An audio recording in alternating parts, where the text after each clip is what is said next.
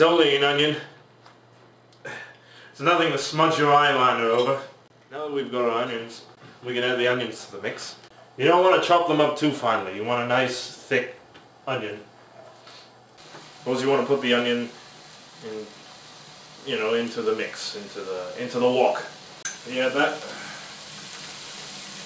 And of course, the final main ingredient is your your squid, or octopus, tentacles, whatever they are, you know, little wormies things. You put that in the mix. Stir that all around. Now that we've got that cooking, you want to start working on the sauce for it.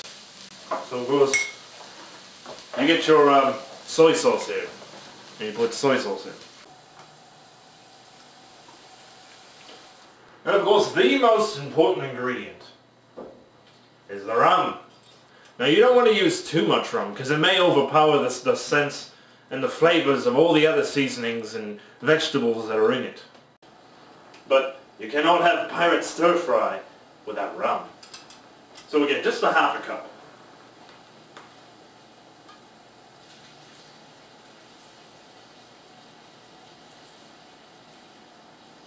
That'll give it the perfect flavour.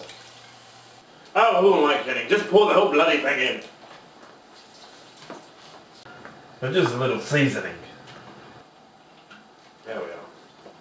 That'll give it perfect flavour. It already smells absolutely delicious. And of course now is the most quietly kept secret of my recipe. To finish off the pirate stir fry. And it's a rather interesting ingredient in that it regrows itself. Once you purchase this particular ingredient, it has a way of renewing itself. Of course, I'm talking about the hand from an undead monkey. And of course, being that the monkey is undead, simply chop it off. A day or two later, it's regrown back. And again, as I said, once you get it, you never have to worry about getting it ever again. So you just, you know, throw that in there. You know, I wish you could smell this. But the rum and all smells like cotton candy. Or rather, Mr. Cotton's candy. We've got our completed stir fry here, and as you can see the little pieces of monkey paw and not Davy Jones, squid. I can only imagine how it's going to taste. Lovely. Now that that's cooking, we can concentrate more on our soup. As we're working on our soup, this is going to heat up, and of course you've still got the rice going. And so now we've got a cup of 2 cups of what? That's not supposed to be doing that, is it? Oh, bugger. The bloody fire going. This isn't Pirates of the Caribbean. It always helps to have a nice cup of water on hand.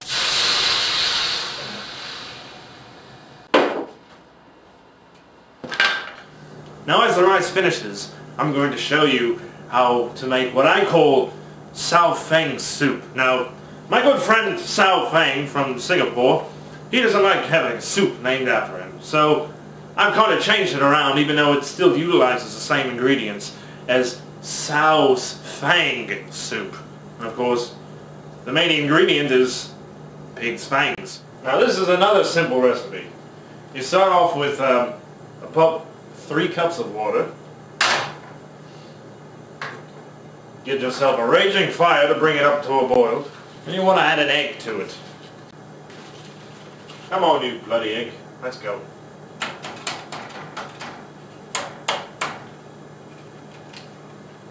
There we are. Now Sao's Fang soup is very similar to egg drop soup,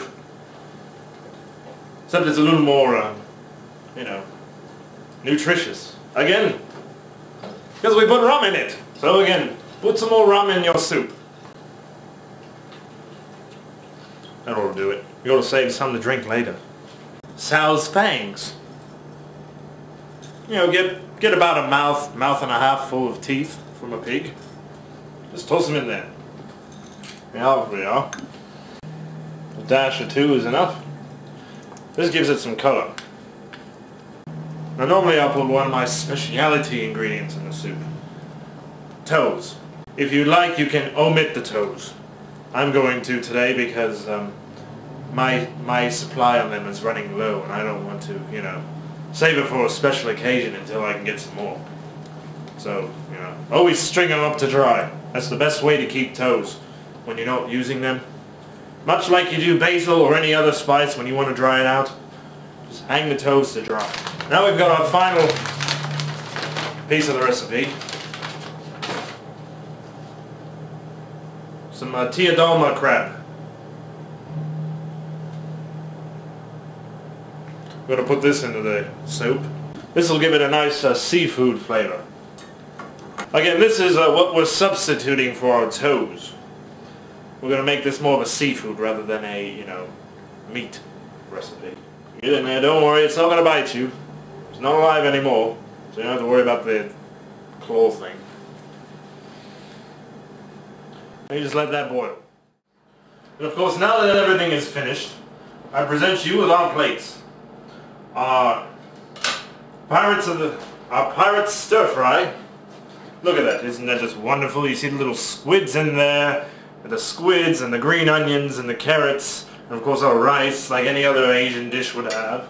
And of course, our sao fangs soup. Of course, you got to break off one of the little claws here, you know, to put in there. Hello. You can garnish it with some green onions, as you can see I've done here.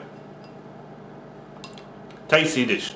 What Asian cuisine would not be eaten with chopsticks? And of course, I like to keep my chopsticks in my hair just for this type of occasion. So, bon appetit. This is very good.